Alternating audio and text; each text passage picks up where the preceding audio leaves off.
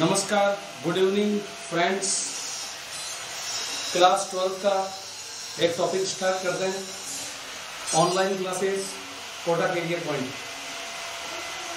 मैं senior faculty chemistry lecture BL Godara. आज 12 का सॉल्यूशन टॉपिक हम स्टार्ट कर रहे हैं।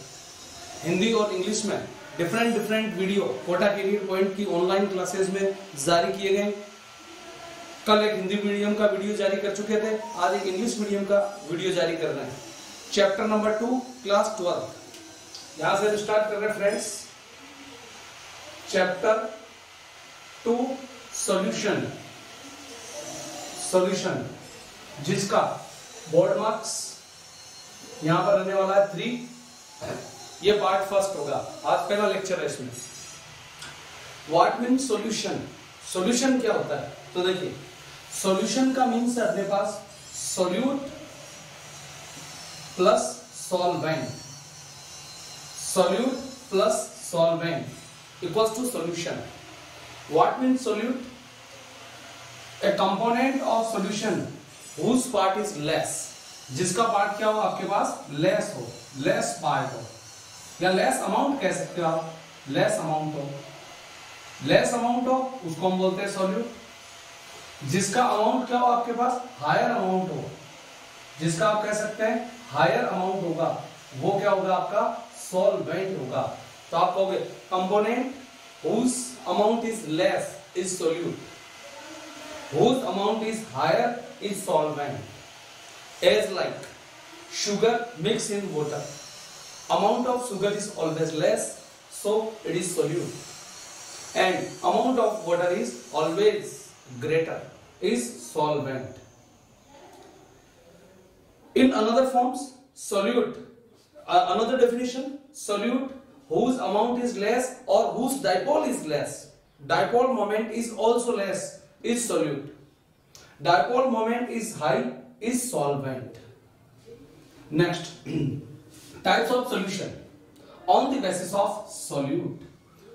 सॉल्यूट की नंबर की बेसिस पर, सॉल्यूट की नंबर की बेसिस पर सॉल्यूशन कितने टाइप के होते हैं? तो देखिए, हमने अभी आपसे बात की थी कि जिसका अमाउंट होता है आपके पास हायर, वो होगा आपका सॉल्वेंट। जिसका अमाउंट होगा आपके पास लेस, वो होगा सॉल्यूट। तो इस सॉल्यूट की बेसिस पर सॉल्यूशंस के टाइप। इफ सॉल्यूट का आपके पास नंबर 1 है तो ये होगा मोनोनरी सॉल्यूशन, मोनोनरी सॉल्यूशन। अगर इसके 2 कंपोनेंट आप यूज कर रहे हो तो बाइनरी, अगर 3 कंपोनेंट यूज कर रहे हो तो ternary. On the basis of solute particle, types of solution are 3 type. If solute is 1 then mononary, 2 then binary, 3 then ternary. Next, अगला, on the basis of physical state of solute and solvent, types of solution 9 types. दूसरा topic हम पढ़ रहे हैं कि solute और solvent की basis पर, सोल्यूट और सॉल्वेंट की फिजिकल स्टेट की बेसिस पर जो आपका सॉल्यूशन है वो कितने टाइप का होगा। तो सुनिए ध्यान से, इस बेसिस पर ये 9 टाइप का होगा। जैसे हम एक टेबल ड्रॉ कर लेते हैं वहां पर विद एग्जांपल, कई बार क्वेश्चन आ चुका है बोर्ड में इससे भी। यहां होगा आपका सोल्यूट, यहां होगा आपका सॉल्वेंट, और यहां होगा इसका एग्जाम्पल। एक हो गया सॉल्यूट, एक हो गया सॉल्वेंट, और एक हो गया इसका एग्जाम्पल। तो देखिए, जो सॉल्यूट है हम सॉल्वेंट को फिक्स कर लेते हैं। सपोज करते हैं, पहले इसको ले लेते हैं गैस, फिर हम इसको ले लेते हैं लिक्विड,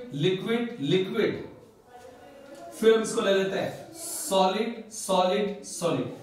अब 1 बाय 1 गैसेस सॉल्वेंट में आपने गैस मिलाया, लिक्विड मिलाया, सॉलिड मिलाया, मींस जलसा। इसमें भी जलसा। नाउ गैस का गैस में मिक्सचर होमोजीनियस मिक्सचर होता है, तो ये हो गया आपके पास होमोजीनियस मिक्सचर।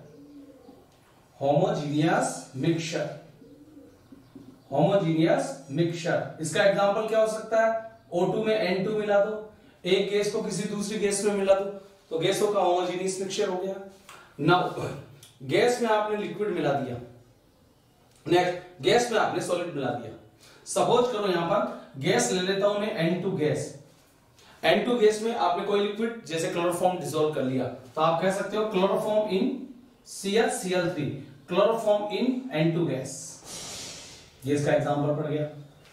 नेक्स्ट, यहां पर गैस में सॉलिड डालना, कैंपर डाल दो कपूर, तो यहां पर हो गया आपके पास कैंपर इन N2 गैस।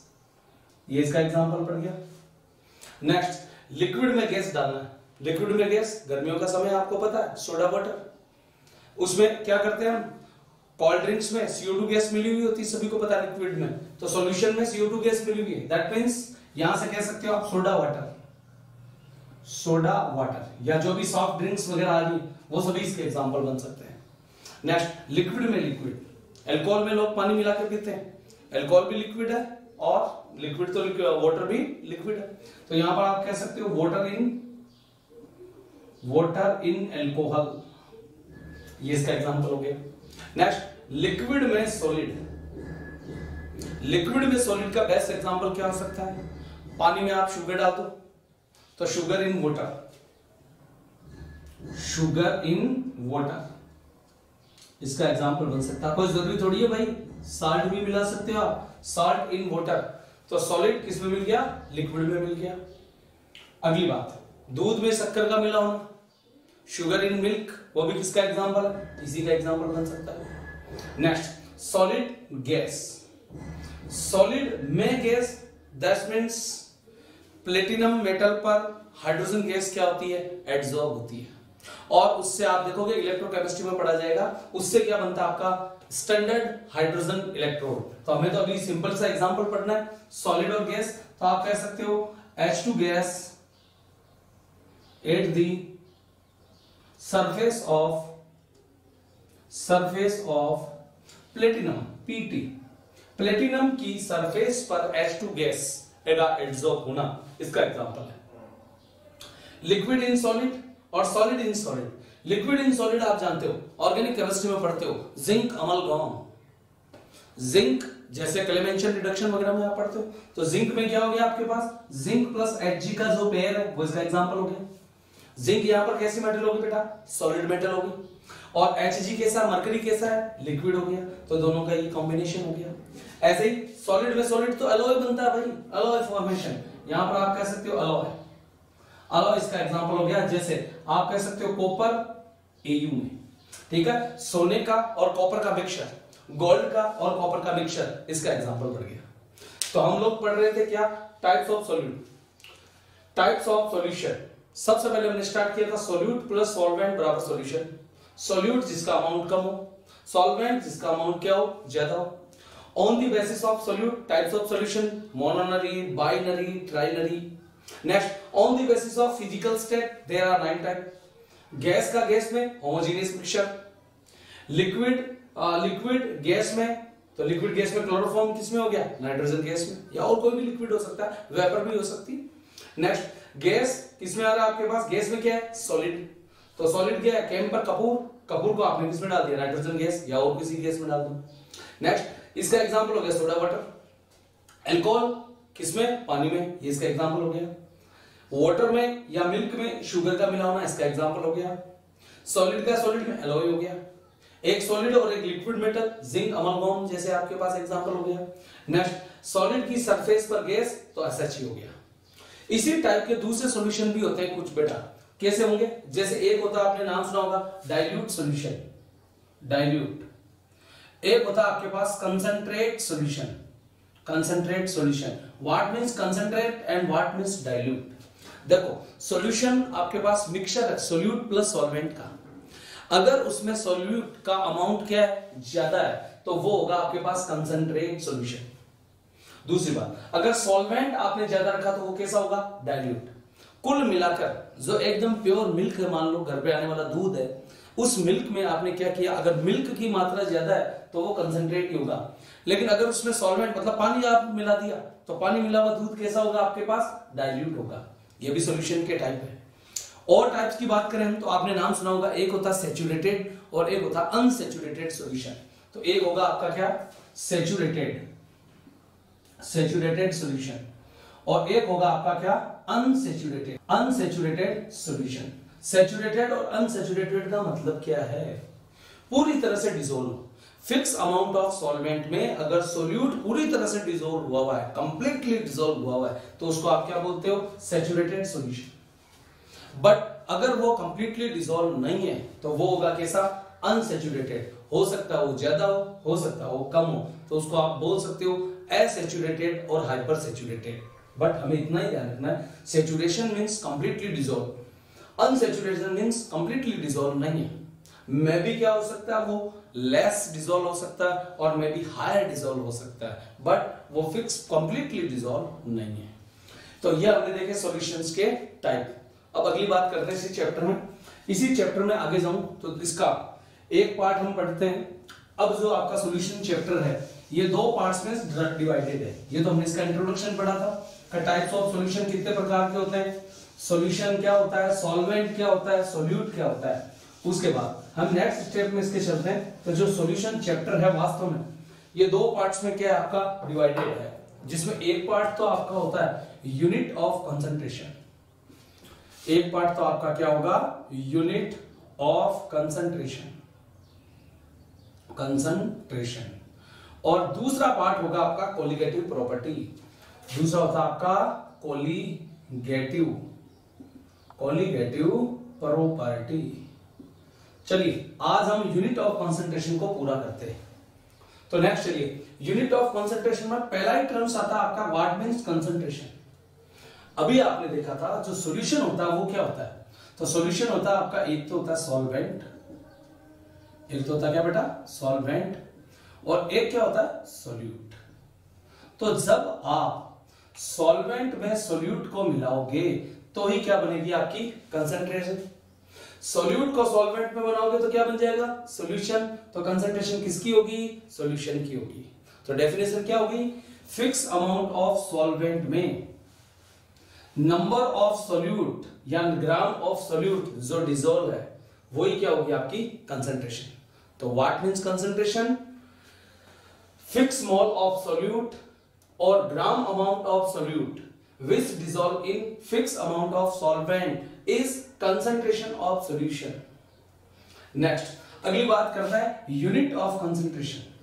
तो जो सॉल्यूशन की कंसंट्रेशन होती है दो टाइप की होती है। कौन कौन सी टाइप है वो दो, एक है आपके पास WV unit, first WV unit, और सेकंड यूनिट है भैया WW यूनिट। इसको आप कह सकते हो W मतलब वेट और V मतलब होता है आपका वॉल्यूम, वेट वॉल्यूम यूनिट। और सेकंड हो सकता है आपके पास weight weight unit, weight weight unit. चलो अगली बात करते हैं। ये जो आपके पास WV यूनिट है ये तीन पार्ट्स में डिवाइड होता है। वो तीन पार्ट कौन कौन सा बेटा, एक हो सकता है आपका मोलैरिटी, मोलैरिटी जिसको हम काय से डिनोट करते हैं, एन से डिनोट करते हैं। दूसरा हो सकता है आपके पास क्या नॉर्मेलिटी, जिसको हम काय से डिनोट करते हैं, एन से डिनोट करते हैं। और नेक्स्ट हो सकता है आपके पास फॉर्मेलिटी, जिसको हम काय से डिनोट करते हैं, एफ से डिनोट करते हैं। नेक्स्ट जो WW यूनिट है बेटा ये चार टाइप की हो सकती है। अब वो चार टाइप कौन कौन से हैं वो देखिए आप। सबसे पहली टाइप हो सकती है आपके पास मोलैलिटी, मोलैलिटी इसको हम बोलते हैं स्मॉल एम।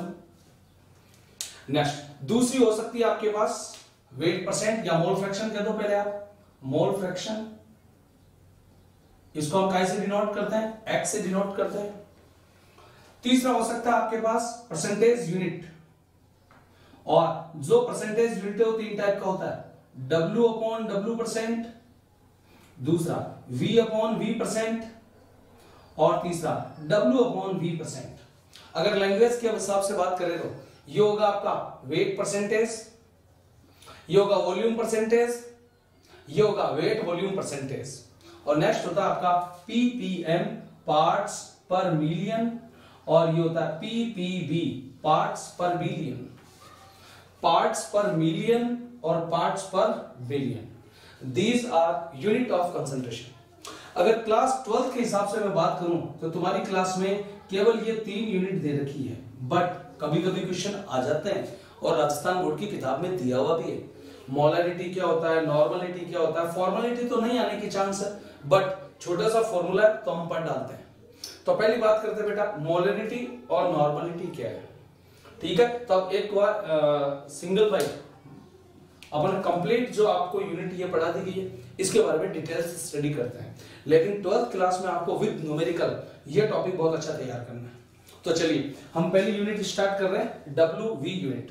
यहां पर एक बात और आपसे, एक बार किसी कंपटीशन क्वेश्चन में सवाल आ गया था, which unit of concentration are affected by temperature. कौन सी यूनिट है जो टेम्परेचर से इफेक्टेड होगी। तो आपको पढ़ा होगा क्लास 11 में आपने स्टेट ऑफ मैटर्स में, ठीक है, क्या पढ़ा आपने, V प्रोपोर्शनल टू क्या होता है आपका, T होता है, मतलब वॉल्यूम जो होगा वो टेम्परेचर के क्या होगा, प्रोपोर्शनल होगा। तो ऐसे यूनिट जिनमें वॉल्यूम आता है वो टेम्परेचर से क्या है, इफेक्टेड है। तो यहां पर हम बात कर सकते हैं WV, देखो वॉल्यूम आ रहा है, जबकि इसमें WW वॉल्यूम का स्टेप नहीं आ रहा है, तो these unit are unaffected by temperature. Molarity, mole fraction, parts per million, parts per billion, percentage unit, ये कोई भी किस पर डिपेंड नहीं करती, ये आपकी डिपेंड नहीं करती है इसके टेम्परेचर पर। बट टेम्परेचर चेंज होने से मोलैरिटी चेंज हो सकती है, नॉर्मलिटी चेंज हो सकती है और फॉर्मेलिटी चेंज हो सकती है। तो ध्यान रखिएगा, इस टाइप के क्वेश्चन भी पूछ लिए जाते हैं कि कौन सी यूनिट टेम्परेचर से इफेक्टेड होगी, जिसमें वॉल्यूम हो वो इफेक्टेड होगी, तो ये इफेक्टेड होगी, ये इफेक्टेड होगी और ये इफेक्टेड होगी। चलिए अगली बातें करते हैं, कंप्लीट डिटेल यहां से स्टार्ट करते हैं, मोलैरिटी और नॉर्मलिटी। चलिए तो नेक्स्ट अपन इसमें स्टार्ट कर रहे हैं बेटा, नॉर्मलिटी और मोलैरिटी में क्या डिफरेंस है और ये क्या क्या होती है, जो यूनिट ऑफ कंसंट्रेशन थी ये क्या क्या है आपके पास। तो देखिए सबसे पहले स्टार्ट कर रहा हूं मैं WV यूनिट, और WV यूनिट को कंपैरेटिवली स्टडी कर रहे हैं हम। पहला क्या पढ़ रहे हैं हम, मोलैरिटी, मोलैरिटी जिसको हम कह सकते हैं बड़ा है। नेक्स्ट दूसरा हम स्टार्ट कर रहे हैं नॉर्मलिटी, नॉर्मलिटी इसको हम कह सकते हैं बेटा N। चलिए तो हम कौन सी यूनिट पढ़ रहे हैं, WV। ध्यान रखना जो आगे है वो सोल्यूट को बताता है, इसको ऐसे भी लिख सकते हैं हम WV, इसको ऐसे भी लिख सकते हैं W/V। हमेशा ध्यान रखना आप एक बात का, जो आगे है और जो ऊपर है वो सोल्यूट को रिप्रेजेंट करेगा, जो पीछे है या नीचे है वो सॉल्यूशन को रिप्रेजेंट करेगा। नेक्स्ट जैसे इसकी बात करें अपन तो छोटा सा डायग्राम से इसको हम समझ लेते हैं। देखिए यहां पर क्या आपका V, तो ये मैंने कह दिया ये यूनिटी वॉल्यूम हो गया, यूनिटी वॉल्यूम ये हो गया आपका unity volume. Next unity volume में जो आपने मोल मिलाए हैं वही क्या आपकी मोलैरिटी। तो what is molarity, presence number of mole in unity volume is molarity of solution। दूसरे in other words presence number of mole, या यूं कह सकते हो number of mole which are present in 1 liter or unity volume is molarity of solution। whereas presence norm का मतलब होता है gram equivalent, number of gram equivalent which are present in unity volume is normality of solution। Unity volume में जितने मोल presence होंगे वो molarity है, और जितने ग्राम इक्विवेलेंट प्रेजेंस होंगे वो क्या है आपकी नॉर्मलिटी है। इन्हीं डेफिनेशन से, तो हम डेफिनेशन लिखना चाहें तो ऐसे लिख सकते हैं, number of mole which presents in unity volume is molarity of solution। और यहां पर कह सकते हो आप number of mole, number of gram equivalent which presents in unity volume is normality। Next in definition से अपन इसके फॉर्मूले बनाने की कोशिश करते हैं। तो देखो WV, W के रूप में क्या है, W की फॉर्म में आपने यूज किया है नंबर ऑफ मोल, V की फॉर्म में आपने क्या यूज किया है यूनिटी वॉल्यूम। तो फॉर्मूला बन गया molarity equals to mole upon volume. Next इधर नॉर्मलिटी इक्वल्स टू क्या हो गया बेटा, मोल की जगह ग्राम इक्विवेलेंट काम आ गया, तो आप यहां पर कहोगे ग्राम इक्विवेलेंट ऑफ सोल्यूट, ऊपर सोल्यूट ही आता है, सोल्यूट अपॉन क्या हो गया आपका वॉल्यूम। ये भी कह सकते हो ग्राम मोल ऑफ सोल्यूट। नेक्स्ट इस फॉर्मूले को ओपन करो और ज्यादा डीपली करो उसको। तो मोल का फॉर्मूला क्या जानते हो बेटा, मोल का फॉर्मूला होता है ग्राम अमाउंट किसका, सोल्यूट का, अपॉन मोलिकुलर वेट। तो इसको जब आगे सोल्व करते हैं तो मोल होता है आपके पास ग्राम अमाउंट ऑफ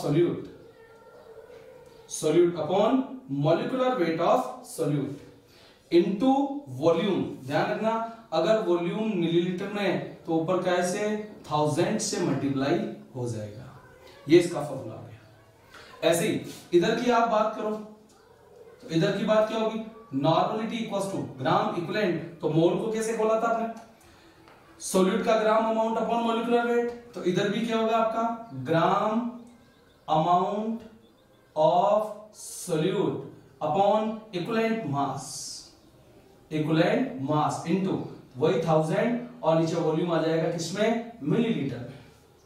चलो इसको शॉर्टकट बता देता हूं का इस फॉर्मूले को इतना याद क्यों करें, डायरेक्ट याद करो। देखो कुछ चीजें कॉमन, यहां आ रहा है आपका क्या ग्राम अमाउंट ऑफ सोल्यूट, यहां भी आ रहा है आपका ग्राम अमाउंट ऑफ सोल्यूट, इधर क्या आ रहा है बेटा 1000, इधर भी क्या आ रहा है 1000, इधर क्या आ रहा है वॉल्यूम, इधर क्या आ रहा है वॉल्यूम। अरे भाई सेम है, जी 1000 वी, तो जी हजूर 1000 को बोल सकते हो 1000 याद करने में, तो जी हजूर वी। तो फॉर्मूला बन गया आपका molarity equals to G into 1000 upon volume. इधर भी normality equals to G into 1000 upon क्या हो गया volume, divided by molecular weight और डिवाइडेड बाय इक्विवेलेंट वेट या इक्विवेलेंट मास। इधर मॉलिक्यूलर वेट से डिवाइड होगा और इधर इक्विवेलेंट मास से डिवाइड होगा। ये होगी आपकी मोलरिटी और नॉर्मलिटी। चलो एक एक्स्ट्रा फॉर्मूले की बात करते हैं, जरा यहां ध्यान से देखना आप कि मोलरिटी और नॉर्मलिटी को दूसरा किस फॉर्म में पूछ सकता है। इफ सोल्यूट का अमाउंट आपको परसेंटेज में गिवन है, सोल्यूट का अमाउंट क्या में दिया हुआ आपको, सोल्यूट का अमाउंट परसेंटेज में आपको गिवन है और साथ में आपको डेंसिटी भी गिवन है, डेंसिटी भी आपको क्या है भैया गिवन है, और आपसे पूछा गया मोलरिटी और नॉर्मलिटी को आपको फाइंड करना है। तो कैसे फाइंड करेंगे, तो इसका छोटा सा फॉर्मूला होता है m बराबर x into density into 10 upon molecular wait. ये इसका जरा सा फॉर्मूला है। x परसेंटेज में अमाउंट है, d डेंसिटी है, 10 तो 10 है ही है, और mw का मतलब मोलिकुलर वेट है।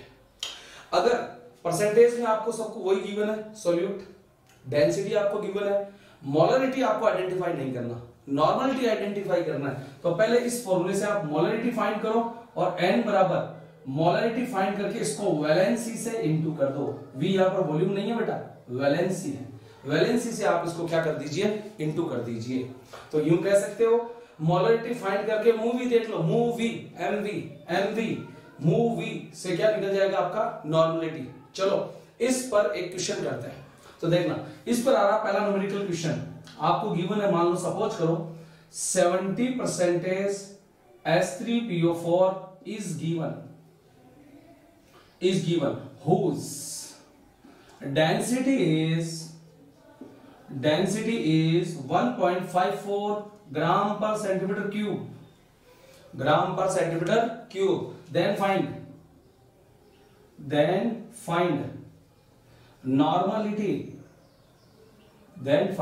Normality of solution.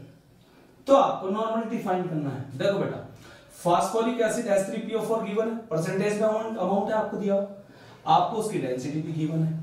तो सबसे पहले हमें कुछ भी पूछे पहले हमें m निकालना है, तो मोलरिटी का फॉर्मूला लगा दो, m equals to x into D into 10, x means percentage amount कितना गिवन है आपको 70 इंटू डेंसिटी कितना है 1.54 into 10 upon molecular weight of phosphoric acid.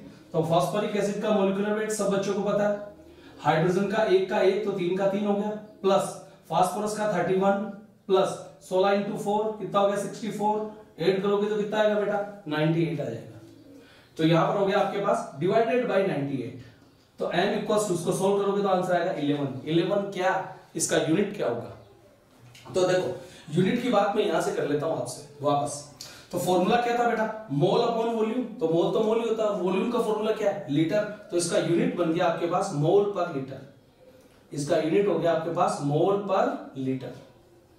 Next, या इसको शॉर्टकट में आप कह सकते हो बड़ा M, this is also unit. तो यहां पर आपका आंसर आ गया 11 M या मोल पर लीटर। नेक्स्ट, इसका यूनिट क्या होगा बेटा, तो इसका यूनिट हो गया ग्राम इक्विवेलेंट अपॉन वॉल्यूम। तो ग्राम इक्विवेलेंट, वॉल्यूम का यूनिट क्या है, लीटर।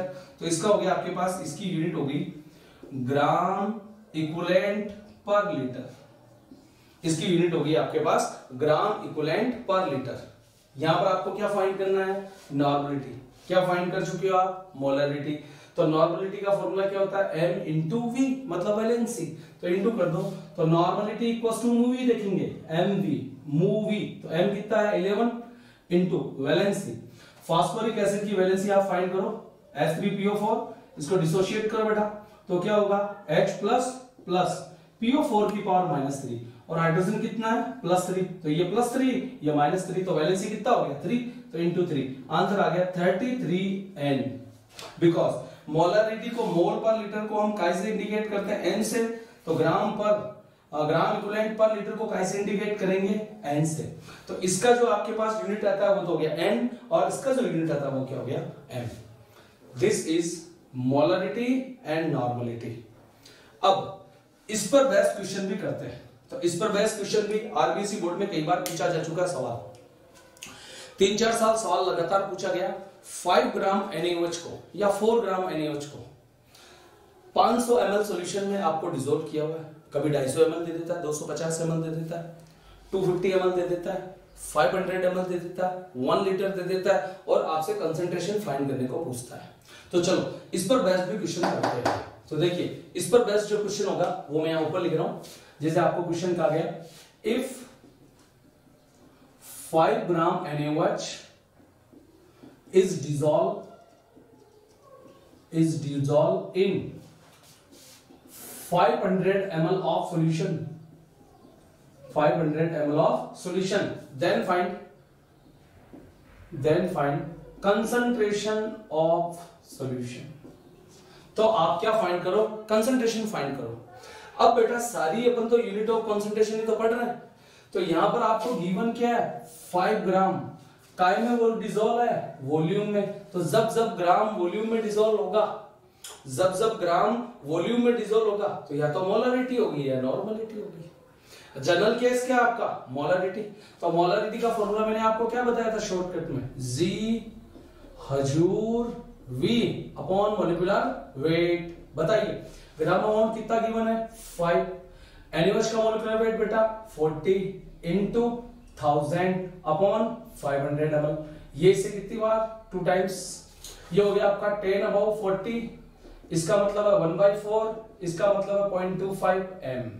ये क्वेश्चन भी आरबीसी बोर्ड में मेनी टाइम्स आ चुका है, 3 से 4 टाइम्स आ चुका है। और ध्यान रखिए आपके किताब का फर्स्ट ऑब्जेक्टिव का क्वेश्चन भी ऐसा ही कुछ है। राजस्थान बोर्ड की 12वीं क्लास का ऑब्जेक्टिव भी ये गिवन आपको। तो ये हमारी 2 यूनिट ऑफ कंसंट्रेशन पूरी होती है। कौन कौन सी, मोलरिटी पूरा हो गया और नॉर्मलिटी पूरा हो गया। फॉर्मेलिटी हमारे कोर्स में गिवन नहीं है, बट अभी चार्ट से उसको भी एक्सप्लेन कर देंगे। नेक्स्ट अगला इसमें चालू करते हैं बेटा, W यूनिट। ये आपको समझ में आ गया होगा, अच्छे से पढ़ने की कोशिश कीजिए। कोरोना को देखते हुए जो वैश्विक महामारी उसको देखते हुए हमने ये ऑनलाइन क्लासेस का प्रोग्राम स्टार्ट किया है। तो 12th क्लास के बच्चे जरूर इस पे ध्यान दें। बारीकी से एक न्यूमेरिकल आपको सोल्व कराया जाएगा, एक न्यूमेरिकल तिल आपकी किताब का जो भी आपकी बुक्स में गिवन है, चाहे वो न्यूमेरिकल क्वेश्चन है चाहे ऑब्जेक्टिव क्वेश्चन है, पूरे सॉल्यूशन उसके दिए जाएंगे। बस आप घर रहिए, स्टे होम और कंटिन्यूअसली रीडिंग। बस ये ध्यान रखना, आपको अच्छी स्टडी कीजिए, कंटिन्यूअसली रीड कीजिए, हर लेक्चर को देखिए और 12th क्लास में अपना रिजल्ट बनाइए। नेक्स्ट अगली बात करते हैं बेटा। नेक्स्ट देखिए आप W यूनिट। और W यूनिट जो आपका है, इसका फर्स्ट टॉपिक है आपका मोलैलिटी, स्मॉल m। मोलैलिटी। तो देखिए मोलैलिटी क्या होगा, अगर आपको मोलैलिटी का फॉर्मूला आता है तो वो एक बार लिख दो। तो सभी को पता है मोलैलिटी बड़े एम का फॉर्मूला होता है gram amount of solute, gram amount of solute upon molecular weight into होता आपका 1000 अपॉन होता था वॉल्यूम, पर यहां वॉल्यूम नहीं होकर क्या होगा, यहां होगा वेट ऑफ सॉल्वेंट, यहां होगा आपका क्या वेट ऑफ सॉल्वेंट, यहां आप कह सकते हैं वेट ऑफ सॉल्वेंट। तो शॉर्टकट में बनाओ फॉर्मूला फिर से, जी हजूर, वी की जगह क्या आ गया डब्ल्यू आ गया, वाह, तो आप कहोगे जी हजूर वाह अपॉन क्या हो गया आपका मॉलिक्यूलर वेट, ये होगी आपकी मोलैलिटी। यूनिट बनाओ बेटा, यूनिट क्या होगी सभी को पता है, gram amount upon molecular wait क्या होता है मोल, 1000 का कुछ नहीं, वेट किस में आता है हमेशा किलोग्राम या ग्राम में, तो इसका यूनिट हो गया आपके पास, इसकी यूनिट हो गई या तो स्मॉल एम या आप कह सकते हो मोल पर केजी, मोल पर केजी या मोल पर ग्राम भी कह सकते हैं, केजी की जगह मोल पर केजी या मोल पर ग्राम। नेक्स्ट अगली यूनिट चालू कर रहे हैं हम, very very most for 12th class, ध्यान दीजिएगा, विद न्यूमेरिकल्स को हम सॉल्व करेंगे, यहाँ पर पूरी यूनिट को विद न्यूमेरिकल आपको बताया जाएगा। तो ये आपका कौन सा परसेंटेज यूनिट, परसेंटेज यूनिट, और मैंने आपसे कहा था परसेंटेज जो आपकी यूनिट है वो 3 टाइप्स की होती है, कौन कौन सी बेटा, सबसे पहले होगी W अपॉन W परसेंट, जिसको आप कहते हैं वेट परसेंट, वेट परसेंट। दूसरी होती है आपके पास V अपॉन V परसेंट, जिसको आप बोलते हो volume percent, volume percent. Third होगी आपकी कौन सी, वेट वॉल्यूम परसेंट, इसको कह सकते हैं आप क्या वेट वॉल्यूम परसेंटेज। देखिए ध्यान से, जो यहां पर गिवन है वही इसका फॉर्मूला है, मैं आपको पहले से क्लियर कर चुका था कि जो बिफोर में आएगा या अपर साइड में आएगा वो सोल्यूट को प्रेजेंट कर रहा है, जो बॉटम साइड में आएगा या बैक साइड में आएगा वो सॉल्यूशन को कर रहा है। तो बना दो फॉर्मूला, W मींस वेट होता है और V मींस क्या होगा आपका वॉल्यूम होगा। तो बताओ W का मींस क्या हो गया, weight of solute upon weight of solution into 100। चलिए नेक्स्ट आगे, V का मतलब क्या बेटा वॉल्यूम, तो आप कहोगे volume of solute upon volume of solution into क्या हो गया 100 हो गया। चलिए नेक्स्ट राउंड में, यहां पर वेट ऑफ सोल्यूट अपॉन हो गया वॉल्यूम ऑफ सॉल्यूशन इनटू क्या हो गया आपका 100 हो गया। चलिए अब इसको हम फॉर्मूले का रूप दे देते हैं।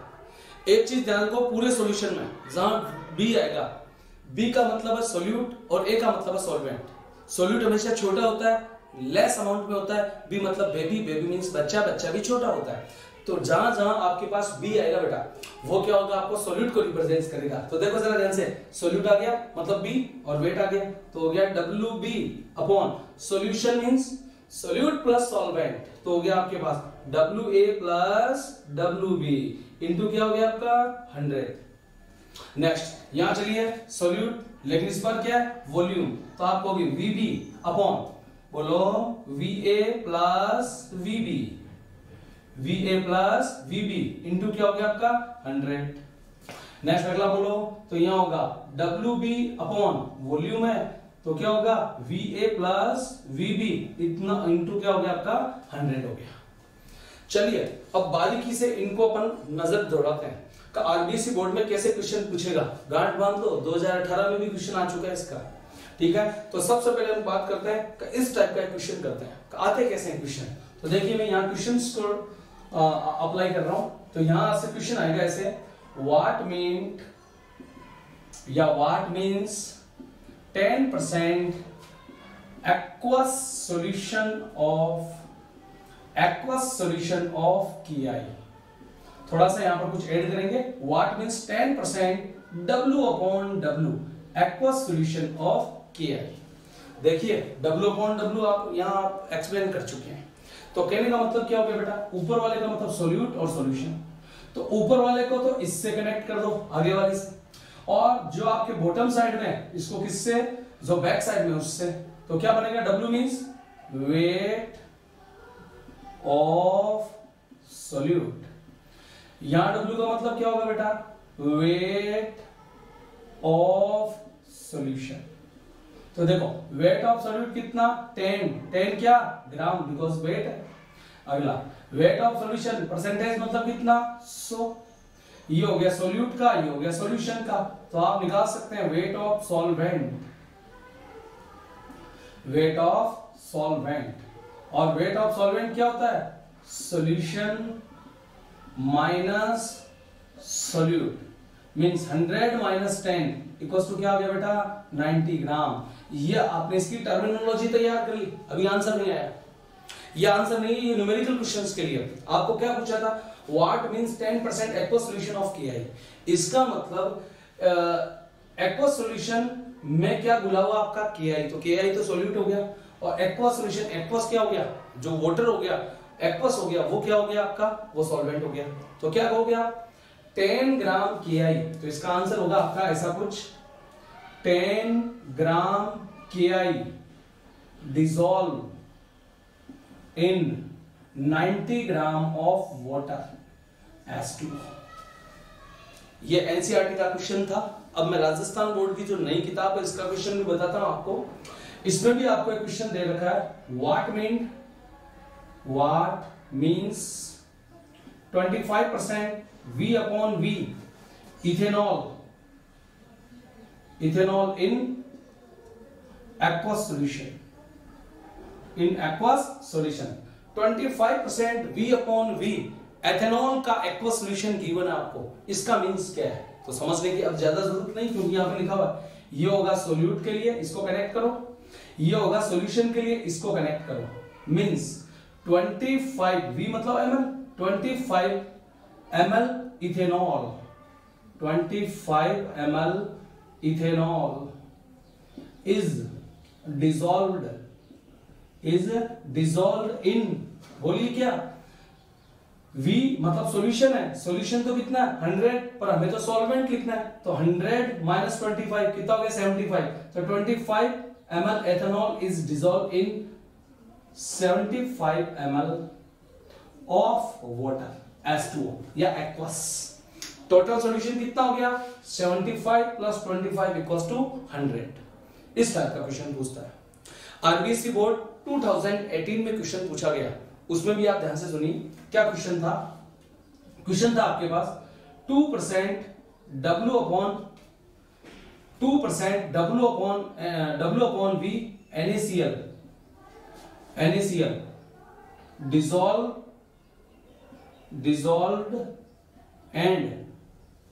dissolved and form 500 ml solution, 500 ml solution, then how many grams of NaCl, how many gram of NaCl are required। इसी तरह का क्वेश्चन पूछा गया कि 2% W/V NaCl का सॉल्यूशन कितना, 500 ml सॉल्यूशन बनाने के लिए कितने ग्राम NaCl आपको रिक्वायर्ड होगा। ज्यादा दिमाग की जरूरत नहीं, आरबीएससी बोर्ड में क्वेश्चन पूछा गया। W/V का फॉर्मूला देख लो बेटा, डायरेक्ट अप्लाई करो। क्या फॉर्मूला होगा, W/V percentage equals to, formula क्या होता है WB अपॉन, यहां हो जाएगा VA प्लस VB इंटू कितना हो गया बेटा 100। W/V परसेंटेज क्वेश्चन में कितना गिवन है 2 equals to how many gram, amount तो चाहिए, तो सॉल्यूट का अमाउंट ही तो चाहिए आपको, तो ये हो गया WB। नेक्स्ट जो सॉल्यूशन दे रखा है वो कितना दे रखा है आपको 500 ml इंटू कितना हो गया आपका 100, 2 0 से 2 0 कट, 5 इंटू 2, तो VB आपके पास कितना आ गया 10 ग्राम। VB कितना आ गया बेटा आपके पास 10 ग्राम। ये आपकी यूनिट ऑफ कंसंट्रेशन का W/V परसेंटेज पूरा हो गया।